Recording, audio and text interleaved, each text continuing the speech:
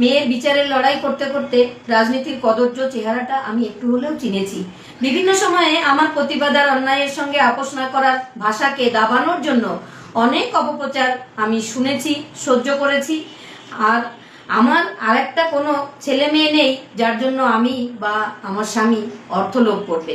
আর একজন মা হয়ে অর্থলোভ আমার যদি থাকতো তাহলে আমার বিজেপির পতাকাই ধরতে হতো না। মমতা কোটি টাকা আমাকে অফার করেছিলেন। আর অর্থলোভ থাকলে তো মেয়েকে ডাক্তারই পড়াতাম না।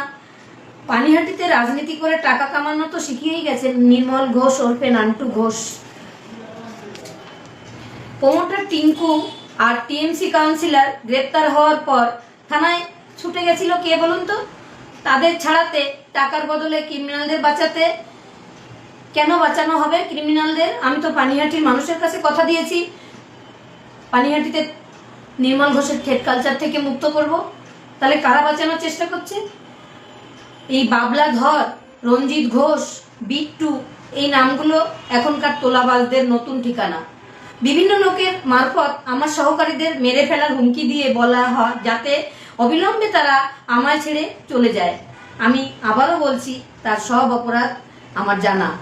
ভোটের আগে যাকে বাড়ি থেকে ডেকে রাজনৈতিকভাবে আমি আমার পাশে নেতা হতে দিয়েছি, সে আজ টাকার বিনিময়ে তৃণমূলের তোলাবাজদের আমার মেয়ের খুনের ঘটনার অন্যতম অভিযুক্ত সঞ্জীব মুখার্জি, নির্মল ঘোষ, সোমনাথ দে এদের রক্ষা করার ভূমিকায় আমাকে এবং আমার স্বামীকে কালিমালিপ্ত করতে ব্যস্ত। আমি শুধু মুখে বলছি না, প্রমাণ দিয়ে তাদের বিরুদ্ধে ব্যবস্থা নিতে আজ মুখ্যমন্ত্রীর সঙ্গেও কথা বলবো। পাশাপাশি শৃঙ্খলা রক্ষা কমিটিকে লিখিতভাবে ব্যবস্থা নিতে বলবো। দণ্ড মহোৎসব সুষ্ঠুভাবে পরিচালিত হবার পর যারা আমার স্বামীকে নিয়ে কুৎসা করছেন তারা ভুলবেন না যে অন্যায়ের বিরুদ্ধে আমার প্রতিবাদ কতটা তীব্র হতে পারে। আমার পরিবার বা আমার অফিসিয়াল কোনো কাজে নিযুক্ত ব্যক্তি কোনো অন্যায়ের সঙ্গে জড়িত নেই। আগামীতে হলেও আমি তাদের বিরুদ্ধে ব্যবস্থা নিতে দ্বিধা করব না। মন্দিরের অর্থ মন্দিরের উন্নয়নের জন্য ব্যবহার হবে, তাই আমি সিদ্ধান্ত নিয়েছি মন্দিরের টাকা সরকারি সংস্থার নজরদারিতে একটি ট্রাস্টি জমা রাখা হবে এবং পুরোহিত সেই ট্রাস্টের অংশ হবেন মাত্র।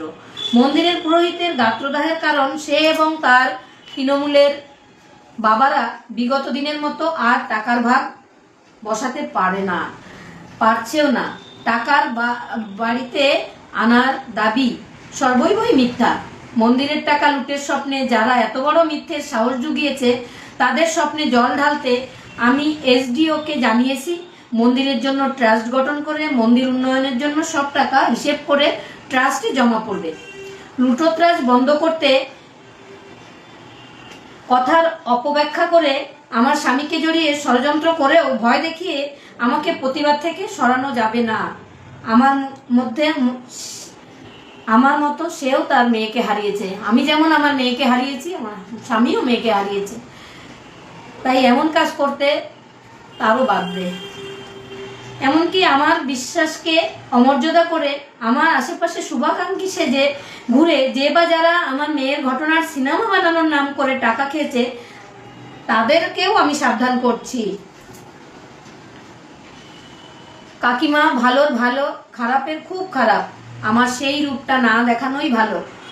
আমার অফিসিয়াল টিম বা আমার পরিবারের দিকে কাদা ছোড়া বা থ্রেট করা এগুলো থেকে বিরত না থাকলে বাড়ির ঠিকানা পরিবর্তন হয়ে যাবে। আমি রত্না দেবনাথ অপরাধীদের আবারও সাবধান করছি, পানিহাটিতে তোলাবাজি গুন্ডারাজ আমি হতে দেব না। পানিহাটির মানুষের বিশ্বাসের মর্যাদা রাখা আমার প্রাথমিক দায়িত্ব। তাদের সমস্ত অভিযোগ আমি যেন পূর্ণ করতে পারি, আমি তাদের কাছে দায়বদ্ধ। তাই আমি পানিহাটিতে দ্বিতীয় নির্মল ঘোষ হতে দেব না। আমার সহযোগী এবং পরিবারের রক্ষা আমি করতে জানি। মেয়ে চলে গিয়ে এটা আমায় শিখিয়ে দিয়ে গেছে আপনজন সঠিক হলে কিভাবে রক্ষা করতে হয়।